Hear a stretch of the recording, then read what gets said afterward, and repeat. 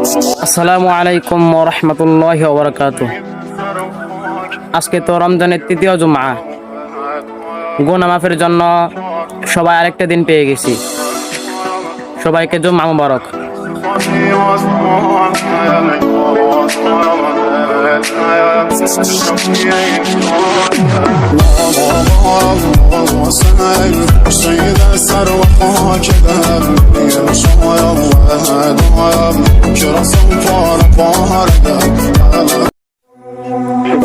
আসসালামু আলাইকুম ওয়া রাহমাতুল্লাহি ওয়া বারাকাতুহু।